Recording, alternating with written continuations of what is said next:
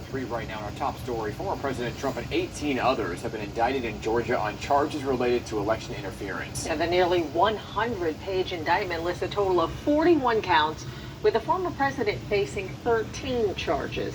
This is now his 4th indictment. Picks up as Michelle Ross joining us in studio with more information. This breaking late last night, Michelle. Good morning, guys. Exactly. And he's been dead 4 times. But what makes this the most unique is that this is actually going to be his, he and his allies have been charged with racketeering and other charges that are often used to prosecute members of organized crime, like mobsters and drug lords. Now, the district attorney says that they violated the organized crime law known as RICO. Now, Rudy Giuliani once pioneered that law to go after the mob here in New York. Now he's charged under that same law.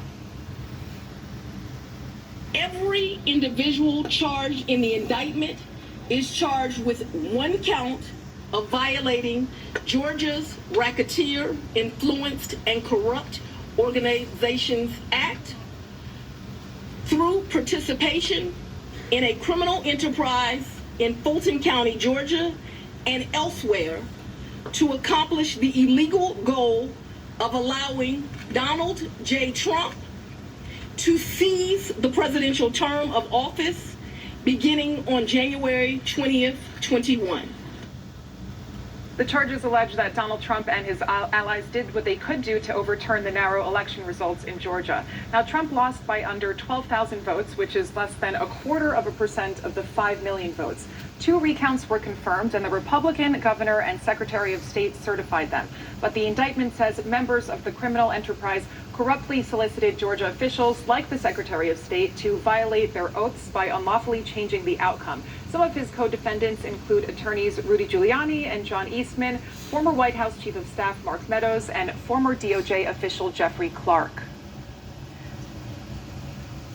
Now, the DA says everyone named in the indictment has until August 25th to voluntarily surrender. And Denon Hazel, she plans to bring the case to trial within 6 months, saying everyone will be put on trial at the same time. Arrest warrants have been issued for all of them.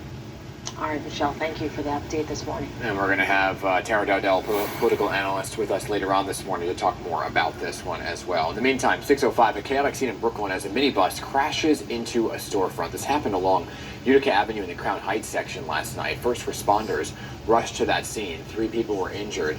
They were taken to a nearby hospital. Crews on the scene able to remove that vehicle from the building. Police, of course, now investigating. The time right now is 6:05.